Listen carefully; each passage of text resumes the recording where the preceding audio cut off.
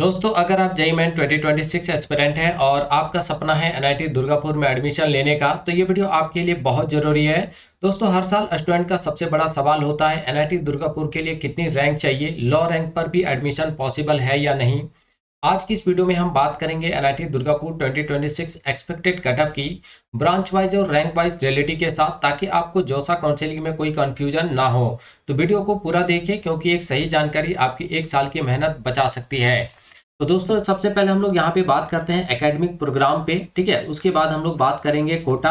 तो जो कोटा यहाँ पे रहने वाला है दोस्तों, वो हम बात करने वाले ओएस कोटा पे। आपको पता होगा कि जेईई मेंस में दो कोटा होता है, एक ओएस और एक एचएस होता है। तो यहाँ पे ओएस कोटा की बात कर रहे हैं, और जो सीट टाइप है वो आपका ओपन रहने वाला है, और जेंडर न्यूट्रल, यानी कहने का मतलब है कि ओपन कैटेगरी के लिए हम यहाँ पे बात करने वाले हैं, ठीक है। और यहाँ किसी पर्टिकुलर कैटेगरी यानी ओबीसी, एनसीएल, एससी, एसटी या ईडब्ल्यूएस के लिए बात नहीं करें, ओपन के लिए बात करें। और ये जो डाटा आप देख पा रहे हैं दोस्तों, ये 2024 का है, और इधर जो आप डाटा देख पा रहे होंगे ये 2025 का है, ठीक है। तो दोनों प्रीवियस ईयर्स के डाटा को हम लोग देखेंगे, उसके बाद हम लोग एक्सपेक्ट करेंगे कि 2026 के लिए हमारा क्या सेफ रैंक हो सकता है। देखिए, परसेंटाइल और सेफ रैंक दोनों में बहुत डिफरेंस है दोस्तों, है ना। कई बार सेम परसेंटाइल पे कई बहुत सारे बच्चों का अलग अलग रैंक देखने को मिलता है, लेकिन सबसे इंपॉर्टेंट, अगर आप किसी भी एनआईटी में एडमिशन लेना चाह रहे हो ना, तो आप सेफ रैंक पर फोकस करो, है ना कि परसेंटाइल पर। बहुत सारे लोग परसेंटाइल के पीछे भागते हैं, लेकिन आपको सेफ रैंक को पकड़ना है कि हमारा सेफ रैंक क्या है ना। ठीक है, चलिए। तो ओपनिंग रैंक और उसके बाद क्लोजिंग रैंक है। तो सबसे पहले हम लोग बात करेंगे बायोटेक्नोलॉजी पर, और 2024 की बात करेंगे दोस्तों, तो ओपनिंग जो हुआ था बायोटेक्नोलॉजी के अंदर वो आपका 35,794 रैंक पर, और क्लोजिंग जो है वो आपका 47,888 रैंक पर देखने को मिला। वहीं अगर 2025 की बात करें तो ओपनिंग हुआ था 37,549 पर, और जो क्लोजिंग हुआ था दोस्तों वो आपका देखने को मिला था 48,052 पर। अगर हम यहाँ पे क्लोजिंग रैंक ओपनिंग रैंक को छोड़ देते हैं, एक्चुअली ओपनिंग रैंक जो होता है वो कई सारे फैक्टर्स पे डिपेंड करता है। कभी कभी प्रेफरेंस के वजह से भी जो बच्चे चॉइस फिलिंग करते हैं उसमें ऊपर नीचे के वजह से भी ओपनिंग रैंक में डिफरेंस देखने को मिलता है, लेकिन क्लोजिंग रैंक में बहुत ज़्यादा डिफरेंस देखने को नहीं मिलता दोस्तों, है ना कहीं वो प्रीवियस ईयर्स के बेसिस पे ही थोड़ा सा ओपनिंग 400, 500 या 1000 रैंक आगे पीछे देखने को मिलता है, ठीक है। जैसा कि यहाँ पे आप देख पा रहे होंगे कि 48,000 के आसपास में भी 2024 में ही क्लोजिंग हुआ था, और 2025 में भी आपका 48,000 के आसपास ही जो है क्लोजिंग देखने को मिला है, ठीक है। लेकिन ओपनिंग रैंक देखोगे तो एक 35,000 पे स्टार्ट हुआ, दूसरा 37,000 पे ओपनिंग हो रहा है, ठीक है। नेक्स्ट है केमिकल इंजीनियरिंग। तो ओपनिंग हुआ था दोस्तों 28,000 पर, और क्लोजिंग हुआ था 33,696 रैंक पर। वहीं अगर हम लोग 2025 की बात करें तो ओपनिंग हो गया था आपका 25,470 रैंक पर ही, जबकि क्लोजिंग जो है वो आपका 33,937, यानी 300 रैंक का डिफरेंस है यहाँ पे 2024 और 25 में, ठीक है। फिर है केमिकल इंजीनियरिंग 5 ईयर यानी इंटीग्रेटेड कोर्स है ये आपका। तो यहाँ पे ओपनिंग हुआ था 34,005 रैंक पर, और क्लोजिंग भी सेम रैंक पर देखने को मिला।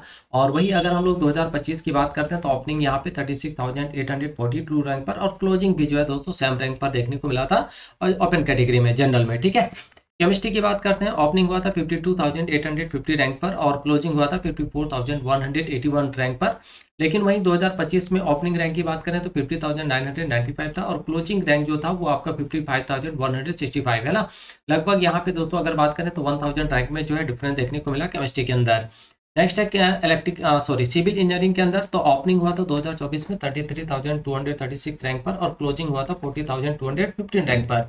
वहीं अगर हम लोग 2025 की बात करते हैं तो ओपनिंग 30,006 रैंक पर देखने को मिला, जबकि क्लोजिंग जो है वो 40,941, यानी लगभग 40,000 यानी 700 रैंक थोड़ा सा ऊपर नीचे यहाँ पे देखने को मिला है ना। तो 41,000 आप लेके चल सकते हो 2026 में, अगर सेफ रैंक की बात करें, है ना।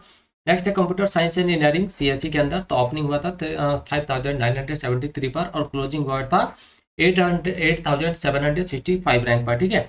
वही अगर हम लोग 2025 की बात करें तो ओपनिंग हुआ दोस्तों 6,565 पर, और क्लोजिंग जो है वो आपका देखने को मिला था 9,836 रैंक पर, ठीक।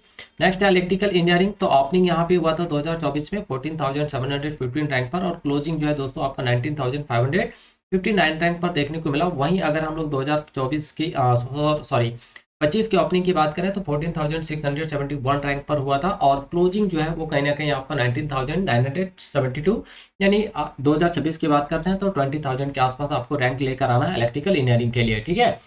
इलेक्ट्रॉनिक्स एंड कम्युनिकेशन इंजीनियरिंग की बात करते हैं तो ओपनिंग हुआ था 9,270 रैंक पर, और क्लोजिंग हुआ था दोस्तों 9608 रैंक पर। वहीं 2000 अगर हम लोग 25 की बात करें तो ओपनिंग 9883 रैंक पर और क्लोजिंग जो है वो आपका 13888 रैंक पर, यानी 200 रैंक ऊपर यहाँ पे क्लोजिंग जो देखने को मिला 2025 में। ठीक, नेक्स्ट बात करते हैं मैकेनिकल इंजीनियरिंग। तो ओपनिंग हुआ था दोस्तों 2071 रैंक पर और क्लोजिंग 27957 रैंक पर देखने को मिला। वहीं 2025 में ओपनिंग रैंक था 21034 और क्लोजिंग रैंक था दोस्तों 29158। ठीक है, उसके बाद मेटलर्जिकल एंड मटेरियल्स इंजीनियरिंग। तो ओपनिंग हुआ था 31491 पर और क्लोजिंग हुआ था 44399 पर, है ना। वहीं अगर हम लोग ओपनिंग की बात करें 2025 में, है ना, तो यहाँ पे आपका ओपनिंग हुआ 31811 रैंक पर, जबकि क्लोजिंग जो है वो आपका कहीं ना कहीं 2024 के आसपास ही देखने को मिला, यानी 44560 रैंक पर। तो ये आपका डाटा जो था वो दोस्तों 2024 का था, तो आपने 2024 का भी देख लिया और 2025 का भी देख लिया। ठीक है,